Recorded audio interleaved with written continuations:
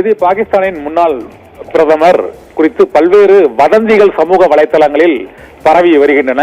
வழக்கமாக அவர் சிறையில் உணவில் விஷமைத்துக் கொல்லப்பட்டார், சுட்டுக் கொல்லப்பட்டார் அல்லது அவர் உயிரிழந்து விட்டார் என்று பல்வேறு தகவல்கள் 2023ஆம் ஆண்டு சிறையில் அடைக்கப்பட்டதிலிருந்தே இந்த வதந்திகள் சமூக வலைதளங்களில் மட்டும் பரவலாக பரவிக்கொண்டே இருக்கின்றன. அதே போல இப்போதும் இம்ரான்கானுக்கு என்ன ஆனது, எங்கே போனார் இம்ரான்கான், இம்ரான்கான் கொல்லப்பட்டாரா என்று சமூக வலைதளங்களில் உறுதிப்படுத்தப்படாத தகவல்கள் வெளியாகி கொண்டிருக்கின்றன. அவருடைய கட்சியான தெஹ்ரீக்-இ-இன்சாப் கட்சியினர் அந்த ஹடியாலா சிறை வாசலில் தாக்கப்பட்டதும் அவருடைய 2 சகோதரிகள் தாக்கப்பட்டதும் இம்ரான்கானை பார்ப்பதற்கு அனுமதி மறுத்ததும் அவருக்கு என்ன ஆனது என்ற ஹேஷ்டேக்குகள் மற்றும் சமூக வலைதளங்களில் செய்திகள் பரவிக்கொண்டே இருக்கின்றன.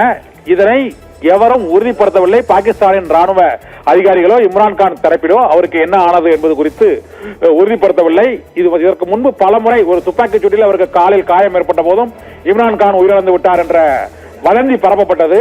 அதன் பின்னர் அவர் 5000 கோடி ரூபாய் ஊழல் மற்றும் கொலை மிரட்டல் முறைகேடு நினைவு பரிசுகள் வாங்கியதில் ஊழல் முறைகேட்டில் ஈடுபட்டார் என்பதற்காகத்தான் கைது செய்யப்பட்டு சிறையில் அடைக்கப்பட்டிருக்கிறார். கடந்த 2-3 ஆண்டுகளாக சிறையில் அடைக்கப்பட்டுள்ள இம்ரான்கானுக்கு 72 வயது ஆகிறது.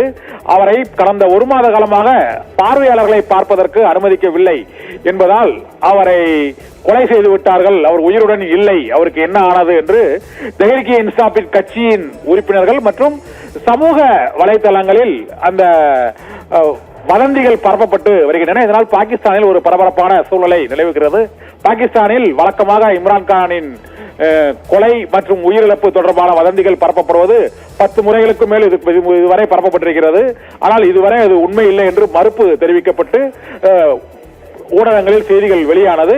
இந்த முறையும் என்ன நடக்கப் போகிறது என்று தெரியவில்லை. ஆனால் அவரது கட்சியினர் போராட்டம், சகோதரிகள் தாக்கப்பட்டது, வேர் இஸ் இம்ரான்கான், இம்ரான்கானுக்கு என்ன ஆனது என்பது குறித்த தகவல்களும் இப்போது பரவி வருவதால் மீண்டும் இம்ரான்கானுக்கு என்ன ஆனது என்ற தகவல்கள், வதந்திகள் தொடர்ந்து பரப்பப்பட்டுக் கொண்டிருக்கின்றதால் பாகிஸ்தானில் பரபரப்பான சூழ்நிலை ஏற்பட்டிருக்கிறது. அந்த அடியாலா சிறையின் முன்பாக அவரது தொண்டர்களும் பெருமளவில் குவிந்து வருவதால் பதற்றமான சூழ்நிலை ஏற்பட்டிருக்கிறது.